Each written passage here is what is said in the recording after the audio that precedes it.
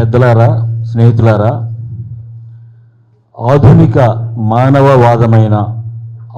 మానవవాదాన్ని ప్రతిపాదిస్తున్న రాజ్యాంగవాదానికి ఉనికిలో అసమానతలతో కూడుకొని, అణిచివేతలతో కూడుకొని, సాంఘిక నిరంకుశత్వంతో ఉన్నటువంటి ఒక మనువాదానికి మధ్య ఒక సుదీర్ఘమైనటువంటి పోరాటం జరుగుతూ ఉంది దేశంలో.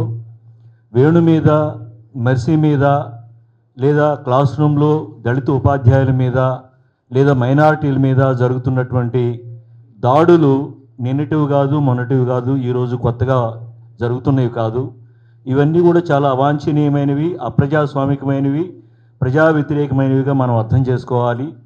వీటికి వ్యతిరేకంగా ఉదాహరణకి మొన్న సుప్రీంకోర్టు ఒక మార్గదర్శకాలు రిలీజ్ చేసింది.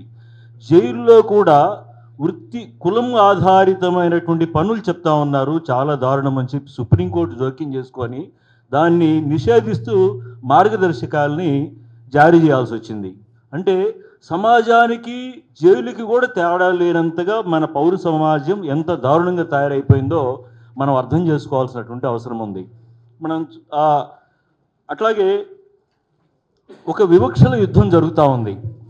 దళితుల మీద, మైనారిటీల మీద, మహిళల మీద, గిరిజనుల మీద ఒక వివక్షల యుద్ధం సుదీర్ఘకాలంగా ఆర్థిక వివక్షల యుద్ధం జరుగుతూ ఉంది, సామాజిక వివక్షల యుద్ధం జరుగుతూ ఉంది, రాజకీయ ప్రాతినిధ్యాలు లేని వివక్షల యుద్ధం జరుగుతూ ఉంది, సాంస్కృతిక వివక్షల యుద్ధం జరుగుతూ ఉంది, ఆధ్యాత్మిక వివక్షల యుద్ధం జరుగుతూ ఉంది. ఈ వివక్షల యుద్ధం కేవలం నష్టపరిహారాలతో సరిపోయే వివక్షల యుద్ధం కాదు సుమా, ఇది యుద్ధ పరిహారానికి సమానమైన వివక్షల యుద్ధం జరుగుతూ ఉంది. మా మీద యుద్ధ పరిహారానికి సమానమైన వివక్షల యుద్ధం జరుగుతూ ఉంది. అందులో భాగమే వేణు మీద, మెర్సీ మీద, దళిత ఉపాధ్యాయుల మీద తప్ప వేరేది కాదు అని చెప్పి నేను చెప్పదలుచుకున్నా.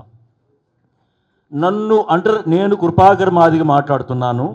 నన్ను అంటరాని వాడిగా చూసే దేని మీదనైనా నేను ఉచ్చపోయడానికి సిద్ధమే.